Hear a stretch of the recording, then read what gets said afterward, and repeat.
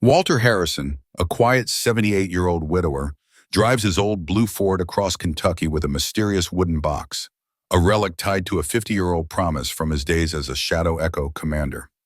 Stopped at a sheriff's checkpoint, he's detained when his fingerprints trigger a federal alert.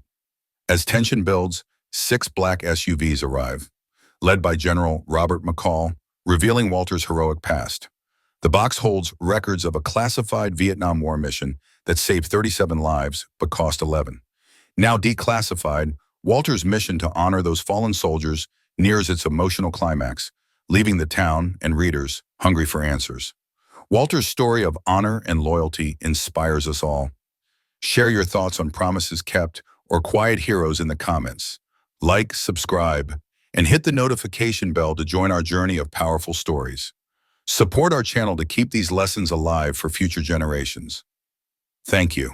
The old blue Ford F-100 groaned as it rolled across the Kentucky Bridge, its headlights piercing the thick fog that clung to the river below. Inside the cab, Walter Harrison's weathered hands gripped the steering wheel, his fingers tapping out an uneven rhythm, a nervous habit he hadn't shaken in decades. His eyes flicked to the wooden box resting on the passenger seat, its polished surface catching the faint glow of the dashboard. At 78, Walter was no stranger to heavy burdens, but this box, small as it was, carried a weight that pressed against his chest. 50 years, he muttered, his voice rough like gravel under tires, and it's still heavier than it ought to be. Ahead, the sheriff's checkpoint materialized through the mist, orange cones and flashing lights cutting through the night. A young deputy stepped forward, his flashlight beam slicing across the windshield. Sharp and intrusive. Walter's heart thudded, not from fear, but from a fierce, protective instinct. "Sir, step out of the vehicle," the deputy called, his tone clipped. Official. Walter eased the truck to a stop, his gaze locking onto the deputy's face. Boyish, earnest, but with a hand already hovering near his holster. "I can't let you open that box," Walter said, his voice steady, unyielding. "It ain't yours to touch." The deputy's eyes narrowed, suspicion hardening his features. Within moments, the night erupted with the wail of sirens. More cruisers screeched into place, hemming in the old pickup like wolves circling prey. As Walter stepped down from the pavilion, his boots crunching on the gravel, a low, ominous rumble echoed from the highway. 6 black SUVs rolled in, their headlights off, engines humming with a quiet menace, like thunder gathering on the horizon. Walter Harrison was a man who left an impression without ever trying. In the quiet corners of Mill Creek County, Kentucky, he was a familiar figure, etched into the landscape as surely as the rolling hills or the gnarled oak trees that dotted the pastures. At 78, he lived alone in a weathered farmhouse perched on the edge of town, where the world seemed to move at its own unhurried pace. The house, with its peeling paint and creaking porch, was a relic of a life built with his late wife, Margaret, who had slipped away in her sleep nearly 2 decades ago. Her absence left a void that Walter felt in every quiet moment, in the empty chair at the kitchen table, in the untouched garden where her roses once bloomed. They'd never had children, and the silence of the house could have broken a lesser man. But Walter wasn't one to crumble. He filled his days with purpose, pouring his grief into the work of his hands. To the folks in Mill Creek, Walter was as constant as the sunrise. His blue pickup, dented and faded from years under the Kentucky sun, was a fixture on the country roads, rumbling through town every Tuesday and Friday. He'd pull up to the grocery store for a few essentials or stop by the feed shop for a sack of grain, his presence as reassuring as the church steeple that rose above the square. People would pause on their porches, rocking chairs stilling, or wave from passing cars with a warm, "There goes Walter." His quiet reliability was a comfort, a reminder that some things endured in a world that seemed to change too fast. Walter's days were woven with small acts of service, the kind that didn't demand attention but left a mark all the same. In the early mornings, you might find him behind the church, mending a sagging fence or pulling weeds from the cemetery where Margaret rested. He'd show up at a neighbor's barn to breathe life back into a tractor that had sputtered its last, his toolbox clanking as he worked. No one ever had to ask for Walter's help. He had a knack for knowing where he was needed. Pastor Jim at the local church often chuckled, saying, "Walter's the best volunteer we never signed up." Whether it was hauling folding chairs for Sunday service, patching the roof after a storm, or coaxing the old steeple bell back to life, Walter was there, often before dawn, his work done with a quiet precision. He'd accept thanks with a nod, his blue eyes crinkling at the corners, never lingering for praise. The children of Mill Creek knew him too, though not for his words. He wasn't one for long conversations. They knew him as the man who'd stop to fix a bike when a chain slipped or a handlebar wobbled. In his shed, Walter could be found hunched over, carefully tightening bolts or stitching up a torn baseball glove for a kid whose family couldn't afford a new one. He'd hand it back with a gruff, "Keep it safe now," and the kids would scamper off, their laughter trailing behind them. Those moments, brief as they were, warmed something in Walter's chest, a flicker of connection in a life that often felt solitary. Inside his farmhouse, history surrounded him like a well-worn coat. Above the fireplace, three metals gleamed under a thin layer of dust: a bronze star, a purple heart, and a small badge with a symbol that few in town could place. Black and white photographs lined the walls, capturing fragments of a younger Walter, a soldier with an easy grin, his arms slung around comrades who laughed into the camera. A radiant Margaret waving from the porch steps, her smile bright enough to rival the sun. Tucked in a corner was a yellowed newspaper clipping, its headline proclaiming, "Local Hero Returns." But Walter never spoke of those days. If anyone at the diner or the hardware store pressed him about his service, his answers were curt, his gaze drifting to some distant place where memories lived, locked away like secrets too heavy to share. Whatever he'd seen, whatever he'd done, he carried it alone, folded tightly within him like a letter he'd never send. Fridays found Walter at the diner, perched on the second stool from the end of the counter where he'd order black coffee and a slice of pie. Pecan, if they had it. Emily, the waitress, knew his order by heart, her hands moving on autopilot as she poured his coffee. Once she'd tried to draw him into conversation, asking about his week, but Walter's gentle shake of his head told her all she needed to know. She didn't push, and he didn't offer. Yet every week when she slid the check across the counter, Walter left an extra $1, a small gesture that felt like a thank you for respecting his silence. Emily would pocket it with a smile, touched by the quiet kindness of a man who noticed more than he let on. But beneath Walter's steady exterior, there was a current of something deeper, something guarded. In the attic of his farmhouse, hidden among boxes of old tools and faded quilts, sat a wooden box, its surface hand-carved with intricate patterns and secured with a brass lock. The engraving on its lid was faint, worn by time, but Walter knew every line by heart. For nearly 50 years, he'd protected that box, moving it carefully through storms, home repairs, and the slow march of years. It wasn't just an object, it was a vow, a promise made on a battlefield far from the rolling hills of Kentucky. Few knew the box existed, and no one had ever glimpsed its contents. To Walter, it was more than a relic. It was a piece of his soul, a weight he carried not out of duty but out of love, a tether to a past he could neither reclaim nor release. As the sirens wailed and the SUVs closed in, Walter stood by his truck, his heart pounding but his resolve unbroken. The wooden box sat inside, silent and unyielding, its secrets as safe as they'd been for half a century. Whatever came next, deputies' questions, or the shadowed figures stepping from those vehicles, Walter knew one thing: he'd guard that promise until his last breath. In the quiet town of Mill Creek, Walter Harrison was a familiar sight, an elderly man with a weathered pickup truck and a heart as steady as the Kentucky hills. To most, he was just a kind old soul, someone who'd tip his hat and offer a quiet smile as he passed by on the country roads. But to the families of 11 soldiers who never returned home, Walter was something more, a guardian of their memory, a man who'd made a vow 50 years ago to keep their legacy alive when the world seemed ready to move on. Unbeknownst to the townsfolk who watched his blue Ford F-100 rumble by, Walter was preparing for the journey of a lifetime, a final mission to honor a promise that had been simmering in his soul for half a century. As dawn broke over the rolling fields, Walter stepped onto his front porch, the cool morning air brushing against his lined face like a whispered reminder of time's passage. In one hand, he clutched his old coffee mug, its chipped rim a testament to years of quiet mornings. In the other, he held a folded letter, its creases worn from weeks of reading and rereading, each word etched into his heart. The weight of those words pressed against him, heavy with purpose, stirring a restless energy he hadn't felt in years. Beside him on the porch sat a wooden box, its surface polished smooth by time, its brass lock tarnished but unyielding. For nearly 50 years, that box had waited in the attic, a silent companion to Walter's own patient vigil. Today it would finally fulfill its purpose.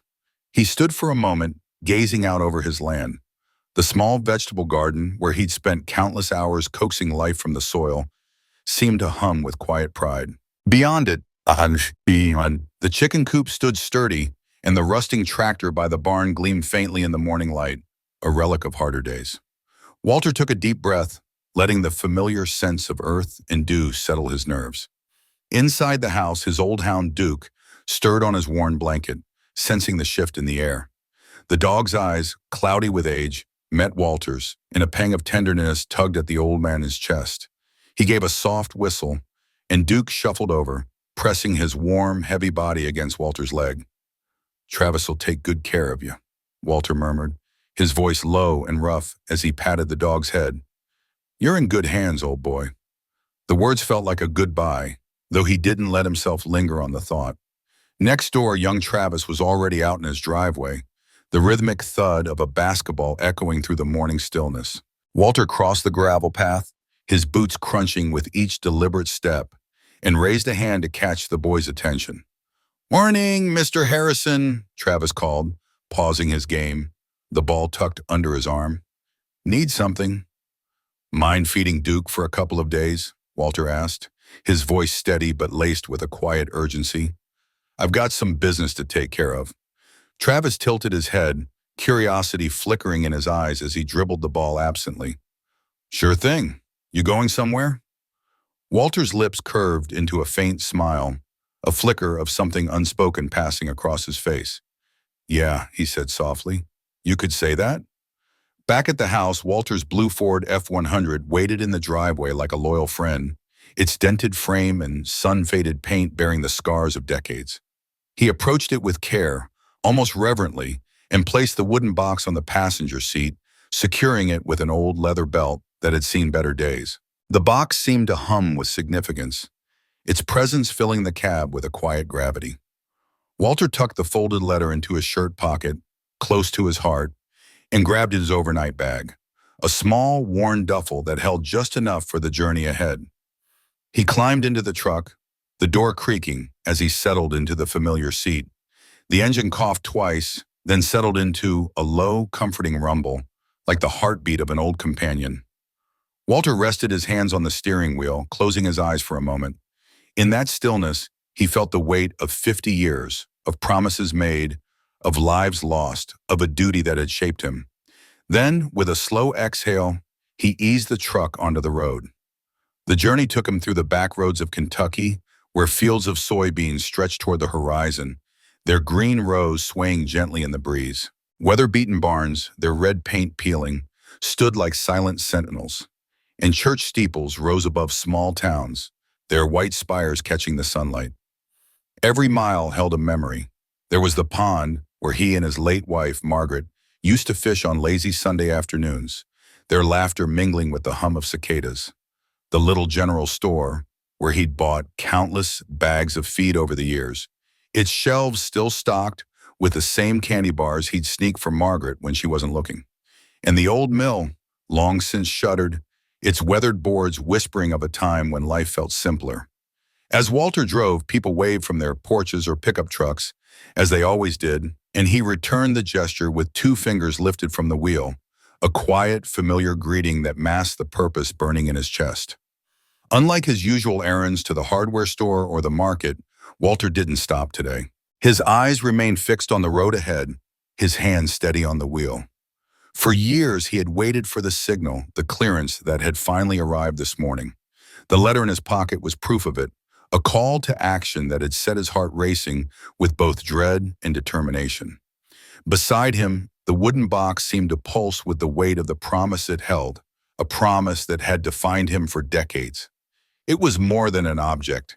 It was a piece of his home, a tangible link to the 11 men whose names he carried like a sacred burden. As he neared the county line, a police checkpoint came into view. Two patrol cars parked at an angle, a handful of orange cones scattered across the road, and a young officer holding a flashlight despite the daylight. Walter slowed, his heart thudding as he rolled down his window.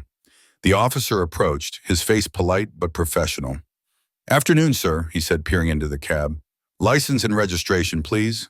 Walter handed over his worn documents, his hands steady despite the storm of emotion swirling inside him. His eyes met the officer's, calm but resolute. "What brings you out this way today, Mr. Harrison?" the officer asked, his tone light but curious. "Police business," Walter replied simply, his voice carrying the weight of a truth too complex to explain. The officer tilted his head, a faint smile tugging at his lips. "Mind if I ask what kind?" Walter's gaze drifted to the wooden box, its polished surface gleaming faintly in the sunlight. "Something that's waited long enough," he said, his words soft but firm, laced with a quiet intensity that made the officer pause. Before the young man could respond, a second officer approached from behind, his eyes scanning the truck's interior. "Sir, we're going to need you to step out of the vehicle," he said, his voice tightening just enough to betray a hint of suspicion. Walter's hand moved instinctively to rest on the wooden box, his fingers brushing its smooth surface as if to protect it. "I can't let you open that, son," he said, his tone gentle but unyielding. "It's not for you." The two deputies exchanged a glance, their postures stiffening. One reached for his radio, murmuring something into the receiver, his words too low for Walter to catch. Within minutes, another patrol car pulled up, followed by a fourth, their lights flashing silently as they boxed in Walter's old Ford. The air grew thick with tension, and Walter felt a flicker of unease, though he kept his face calm, his hands still. Sheriff Mike Reynolds arrived moments later, stepping out of his cruiser with a puzzled expression. He was a man Walter had known for years, a good man who'd shared coffee with him at the diner and swapped stories about fishing. "Walter," Reynolds called, his hands resting on his belt as he approached. "What's going on here?" Walter leaned slightly out the window, his voice steady but carrying a quiet urgency. "Sheriff, I need to get to Precinct 17. There's something I have to deliver. I'd appreciate it if you'd let me pass." Reynolds walked closer, his brow furrowed with concern. He knew Walter, knew his quiet strength, his unshakable integrity, but the scene before him didn't add up. "Walter, you're a good man," he said, his voice low and careful. "But you know I can't just wave you through." Walter's eyes met the sheriff's, and for a moment, the weight of 50 years, of promises kept, of grief carried, of a mission yet to be fulfilled, hung between them. He didn't speak, but the wooden box beside him seemed to hum with a quiet insistence, urging him forward, toward the destiny he'd waited a lifetime to meet.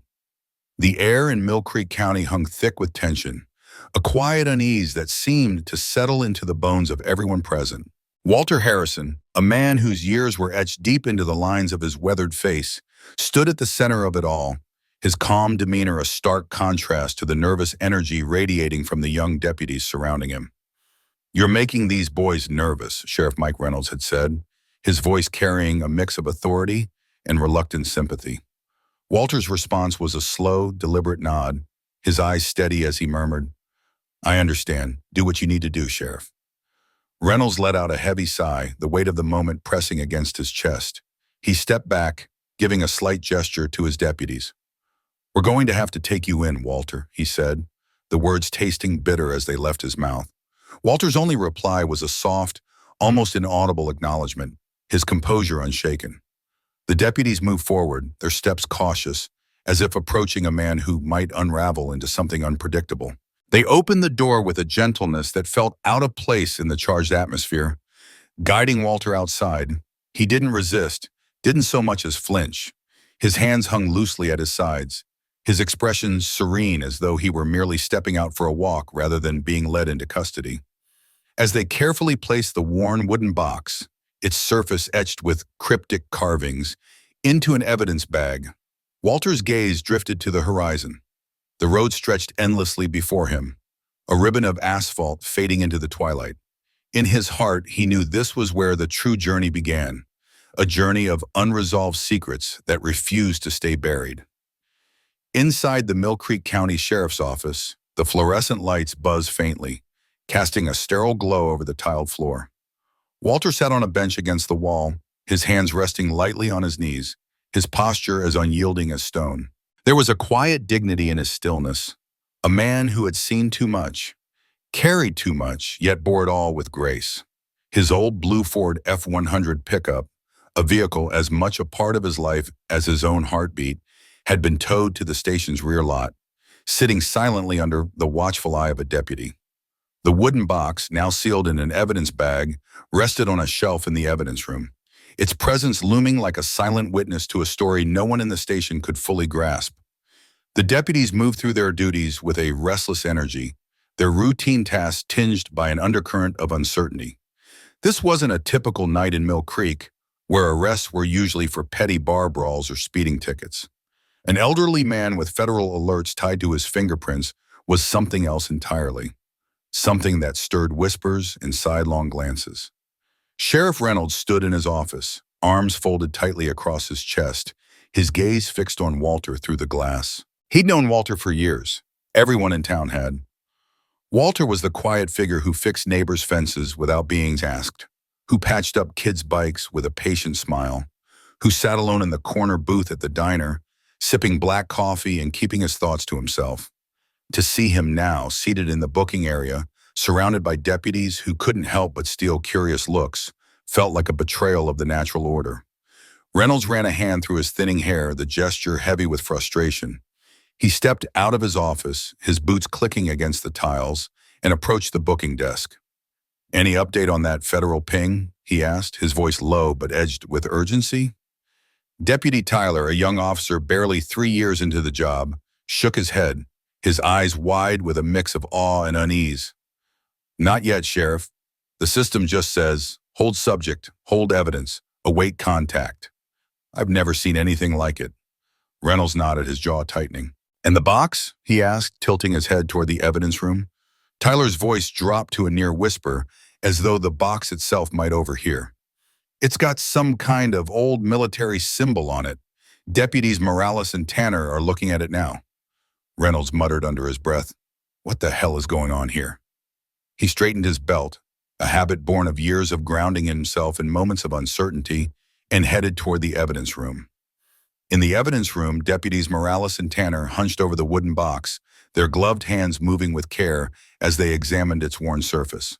The carvings were faint, nearly erased by time, and the brass lock gleamed dully under the harsh lights. Tanner traced a finger over the insignia, letting out a soft whistle. "Looks military," Morales said quietly, his brow furrowed in concentration. "But I've never seen a unit seal like this." Tanner glanced at his partner, his voice tinged with doubt. "You think the old man's dangerous?" Morales shook his head, a faint smile tugging at his lips. "Does he look dangerous to you?" But even as he spoke, there was a flicker of uncertainty in his eyes, a question neither could answer. Back in the booking area, Reynolds sat across from Walter, his elbows resting on his knees as he searched the old man's face for answers. There was a weariness in Reynolds' posture, a man torn between duty and the nagging sense that he was missing something vital. "Walter," he began, his voice soft but firm, "I've known you too long to believe you've suddenly turned into some kind of criminal. But I need to understand what's in that box, and why your fingerprints set off a federal flag." Walter met his gaze, his eyes clear and untroubled, as though he were looking through Reynolds to some distant truth. "It's not my story to explain, Mike," he said, his voice steady, "but someone's coming. When they get here, you'll understand everything." The words hung in the air, heavy with promise and mystery. But before Reynolds could press further, the intercom crackled to life. "Sheriff, you might want to see this," the dispatcher's voice called, tight with urgency. Reynolds rose, his heart quickening, as he followed the sound to the front of the station. When he reached the dispatch desk, he froze, his breath catching in his throat. On the monitor above, 6 black SUVs rolled into the lot with eerie precision, their movements silent and coordinated. No sirens, no flashing lights, just a quiet, disciplined arrival that spoke of authority far beyond the small-town sheriff's office. The deputies gathered behind him, their whispers a low hum of confusion and apprehension. "Who called in the feds?" one muttered. "I didn't hear any request for backup," another added, his voice tight. The SUVs came to a stop, engines idling, and their doors opened in unison. Uniformed military police officers stepped out, taking positions at the entrances with practiced efficiency. Then, from the center vehicle, a tall man in his 60s emerged, his Marine Corps dress uniform crisp and commanding. Reynolds took a deep breath, squaring his shoulders as a mix of dread and curiosity settled in his gut. "Well," he said under his breath, "looks like our night just got a whole lot more interesting." Moments later, the front door swung open, and the man strode in, flanked by two military police officers. "General Robert McCall, United States Marine Corps," he announced, his voice carrying the weight of decades of command as he flashed his credentials. "We're here for Commander Walter Harrison." The room fell silent, the words hanging like a thunderclap. Reynolds blinked, glancing back toward the booking area where Walter sat, still as serene as ever. "Commander?" he repeated, the title feeling foreign on his tongue. McCall nodded, his expression unyielding. "That's correct. Please take me to him." Reynolds led the general down the hallway, his boots echoing against the tiles, each step amplifying the surreal weight of the moment. In his mind, questions swirled about Walter, about the box, about the secrets that had quietly lived among them in Mill Creek for years. As they approached the booking area, Reynolds couldn't shake the feeling that the truth, when it finally came, would change everything. In the dim glow of the Mill Creek County Sheriff's Station, time seemed to stretch, each second heavy with unspoken questions. Sheriff Mike Reynolds stood by the window, his weathered hands gripping the frame as he peered into the night. The parking lot, usually a mundane patch of asphalt, was now alive with the silent arrival of 6 black SUVs, their engines hushed, headlights dark, moving with a precision that felt almost choreographed. The sight sent a chill through Reynolds, not from the cool night air, but from the weight of something far larger than his small town could contain. His deputies clustered behind him, whispered in low, tense murmurs, their faces etched with a mix of curiosity and unease. This wasn't the FBI or state police rolling in. This was something else, something monumental, and they all felt it in their bones. Deputy Tyler, barely out of his 20s, leaned closer to the glass, his breath fogging faintly against it. "Who the hell did we bring in, Sheriff?" he muttered, his voice betraying a nervous edge. Reynolds didn't answer right away. His eyes stayed fixed on the SUVs, his mind replaying the events of the evening, the quiet old man they'd picked up in his battered truck, the mysterious wooden box he'd carried, the cryptic federal alert that had pinged their system. And now this, a fleet of vehicles that screamed authority. "I'm starting to think we should have saluted him," Reynolds finally said, his voice low, almost to himself. The words carried a weight he hadn't expected, as if he were only now grasping the gravity of the man sitting in their conference room. The station's front door swung open with a quiet, commanding force, and a tall figure stepped inside, his Marine Corps dress uniform pristine, every ribbon and medal gleaming under the harsh fluorescent lights. Flanked by 2 military police officers, General Robert McCall carried himself with the kind of effortless authority that only decades of leadership could forge. His presence filled the room, silencing the whispers of the deputies.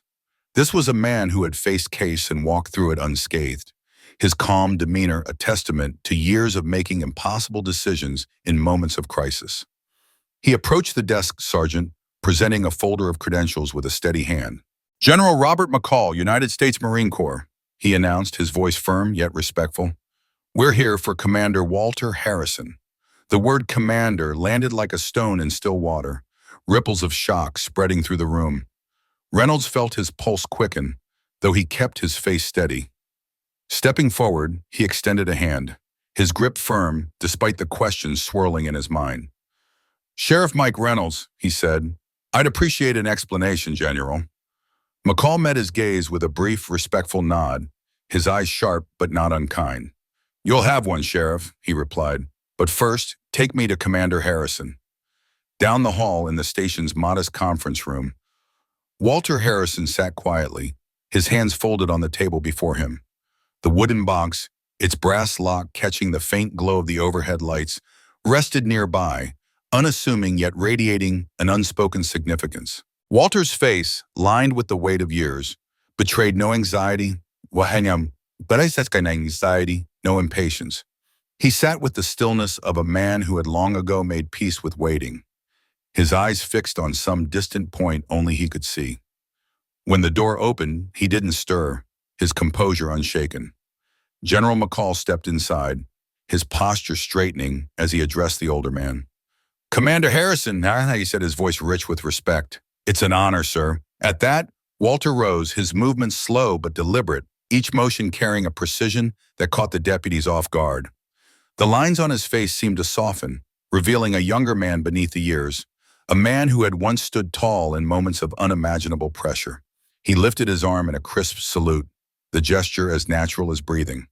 McCall returned it without hesitation, the exchange a silent acknowledgement of shared history, of battles fought and burdens carried. "Didn't think you'd come yourself," Walter said, a faint smile tugging at the corner of his mouth. His voice tinged with a wry amusement that hinted at a long-buried camaraderie. "I wouldn't have missed it," McCall replied, his tone warm but resolute, as if this moment had been inevitable, a promise kept after decades of silence. Sheriff Reynolds, standing by the doorway with his arms folded, felt the weight of the exchange settle over him. The pieces were falling into place. The truck, the box, the alert, the general, and yet the puzzle was far from complete. "General Siammer," he said, his voice steady but firm, "with all due respect, what's going on here?" McCall turned to face the room, his gaze sweeping over the deputies, who stood frozen, their eyes locked on him. "You deserve an explanation, Sheriff," he said, his voice carrying the weight of truth about to be unveiled. He gestured toward the wooden box, its simple presence now commanding the room's attention. What's inside that box is the insignia and records of Shadow Echo, a special operations unit from the Vietnam War. Officially, they never existed. Unofficially, they carried out some of the most perilous missions of the conflict. The deputies leaned closer, hanging on his every word, their earlier tension giving way to awe. McCall's voice grew quieter, but no less commanding as he continued. In April 1975, as Saigon fell, Shadow Echo saved 37 American and Vietnamese lives. But it came at a cadence. 11 of their own were lost. Their final mission was so highly classified, it was buried deep in the archives. Their names never released, their sacrifices never acknowledged. He paused, his eyes settling on Walter, who sat motionless, his expression unreadable. "Commander Harrison here," McCall said, nodding toward the older man, "was the one who got the last of them out. He's been carrying the legacy of that unit ever since, guarding their story, their honor." The room fell into a profound silence, the kind that follows a revelation too heavy to process all at once. Deputy Morales, standing at the back, cleared his throat, his voice soft but steady. "So why now?" he asked, voicing the question that hung in the air. McCall's gaze softened, though his resolve remained unshaken. "Because after nearly 50 years, the mission has been declassified. Operation Silverline has been activated. The families of those men will finally know the truth, and those soldiers will finally receive the honors they deserve." Walter exhaled slowly, the sound barely audible, but carrying the weight of decades. He leaned back in his chair, his eyes drifting to the wooden box. "Told you someone was coming," he said, his voice quiet but steady, a faint spark of vindication in his tone. Reynolds felt a half-smile tug at his lips, a mix of admiration and disbelief. "Yeah, Walter," he said softly, "you did." McCall turned to Walter, his voice taking on a new urgency. "Commander, we've arranged transportation to Washington. You'll be honored alongside the families of your men. The president himself will be there." Walter's gaze shifted to the window, out toward the parking lot where his old truck sat, a relic of a life lived quietly, carrying burdens no one else could see. For a moment he said nothing, his eyes distant, as if tracing the long, winding road that had brought him here. The weight of his past, the men he'd lost, the promises he'd kept. It all seemed to settle in the lines of his face, in the steady rhythm of his breath. In that moment, the station felt like more than a building. It was a crossroads, a place where history and the present collided, where a quiet old man in a wooden box had brought a forgotten story back into the light. For Reynolds, for the deputies, for McCall, and for Walter himself, this night was no longer just another shift in Mill Creek. It was the beginning of something far greater, A moment when the sacrifices of the past would finally be given the honor they had long been denied. Under the dim glow of the station's fluorescent lights, a weathered blue Ford F-100 sat parked between hulking military SUVs, its dents and scratches catching the light like battle scars proudly displayed. General Walter Harrison stood nearby, his broad shoulders squared, but his eyes softened by a lifetime of carrying something heavy. "I appreciate the offer," he said to General McCall, his voice steady but warm, laced with the kind of gratitude that comes from knowing someone understands. "But if it's all the same to you, I'll drive myself. This old truck's been with me through too much to leave it behind now. It deserves to see this through to the end." His hand rested briefly on the truck's hood, a silent acknowledgement of the miles they'd traveled together, the promises they'd kept. McCall, a man whose stern demeanor rarely cracked, let out a low chuckle, the sound carrying a mix of respect and amusement. "That can be arranged, Commander," he replied, his nod conveying more than words could. As they prepared to depart, the hallway of the station came alive with quiet reverence. Deputies, their uniforms crisp, lined the corridor, standing at attention as Walter passed. Just hours earlier, they had processed him. Fingerprints, questions, the cold formality of suspicion. Now, their eyes followed him with something akin to awe. He was no longer a suspect but a soldier, a commander, a man who had carried history in his heart for decades. Walter walked with purpose, his steps measured, but inside his chest tightened with the weight of the moment.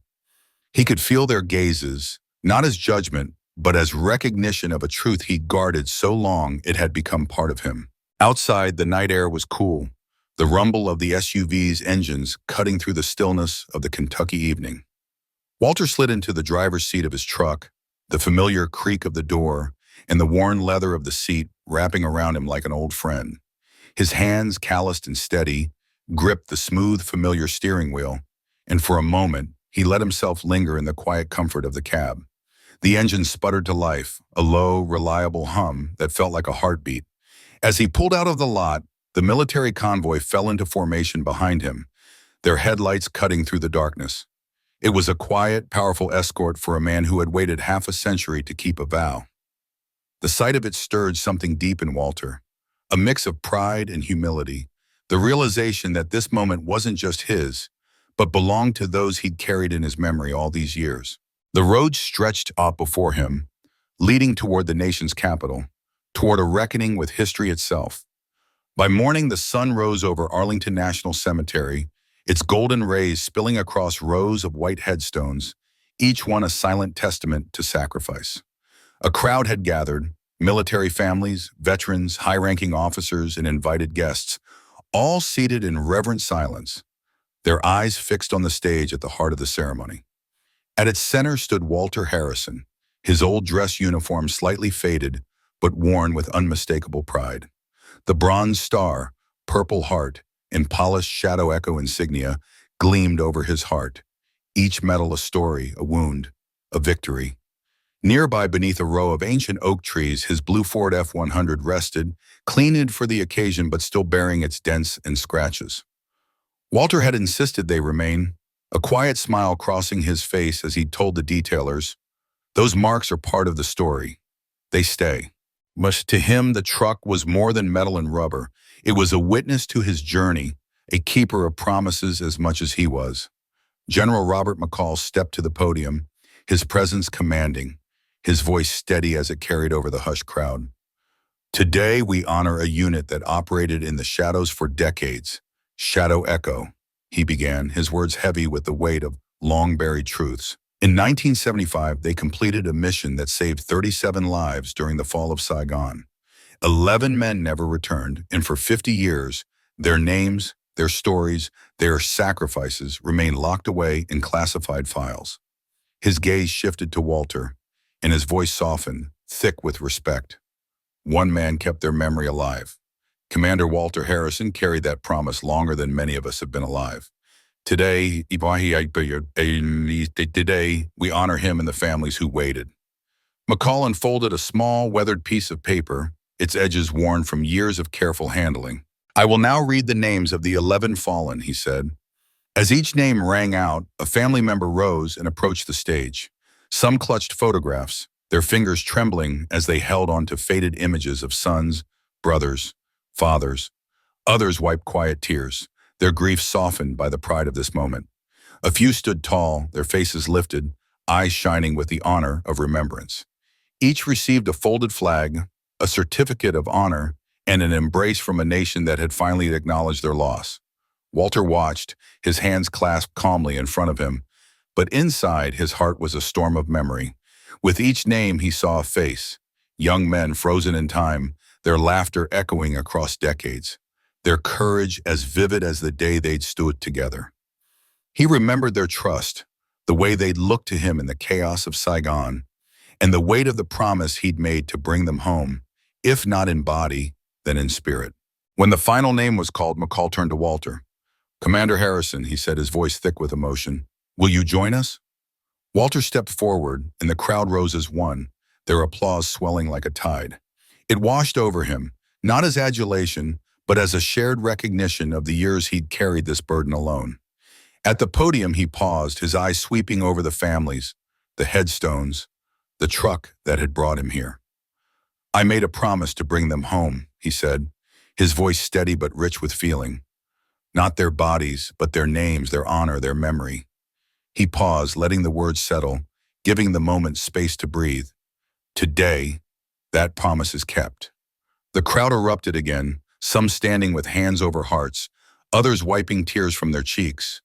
Walter felt the weight of 50 years' shift, not gone but shared now, carried by a nation that finally understood.